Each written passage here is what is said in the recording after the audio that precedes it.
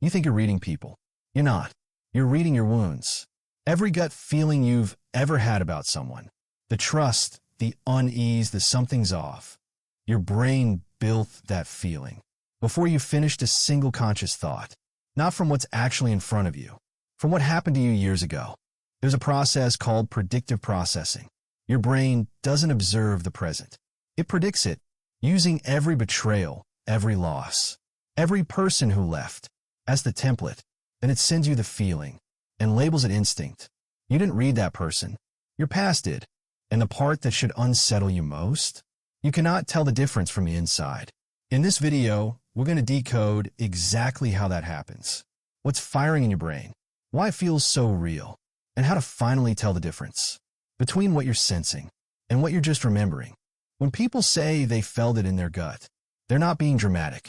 They're describing something the brain actually does. It's called interoception. Your brain has the ability to sense what's happening inside your own body. Your heart rate, your breathing, the tension in your chest, the tightening in your stomach. Before you consciously register anything, you have an entire nervous system inside your digestive tract. Scientists call it the enteric nervous system, the second brain. It runs independently, and it talks directly to your central nervous system through the vagus nerve. But here's what most people miss. Your gut doesn't make decisions. Your brain interprets the signals your gut sends. There's a structure in your brain called the insula. Its job is to take all of those body signals, the tightness, the ease, the unease, and translate them into a feeling. So when you say something felt off, what actually happened is your insula received a signal and converted it into a felt sense. The body sensation was real. What the brain did with it, that's where it gets complicated. Your brain is not passive. It doesn't wait to observe the world and then respond. It predicts first, before you consciously think anything, before you've formed a single opinion about the person in front of you. Your brain has already asked one question. Based on everything I've experienced before, what is most likely happening right now? That question happens in milliseconds, and the answer becomes your gut feeling. Your brain scans every relationship you've ever had, every person who made you feel safe, every person who made you feel small, every betrayal, every abandonment, every moment of warmth. It builds templates, and when a new person arrives, it matches them against those templates at a speed your conscious mind can't track. Then it sends you the result as a feeling, as instinct, as truth. But it's not truth. It's pattern recognition, running on old data.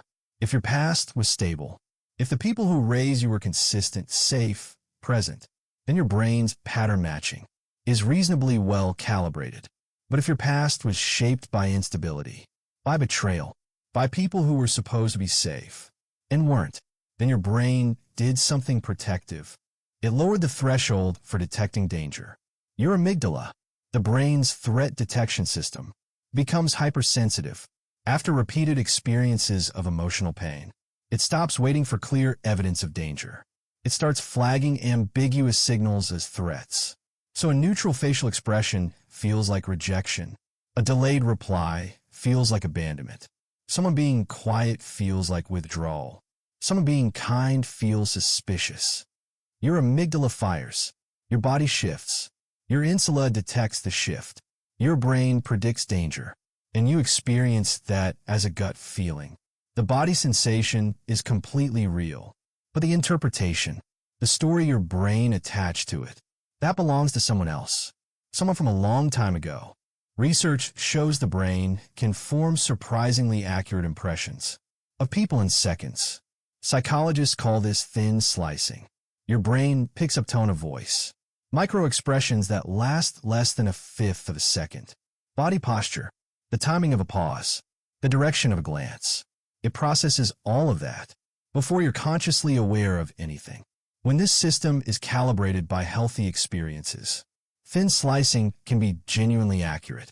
But when it's been calibrated by pain, it doesn't read the person in front of you. It reads the ghost of everyone who hurt you before them. And here's the part that makes this so hard to untangle. Emotional memory doesn't come with a timestamp.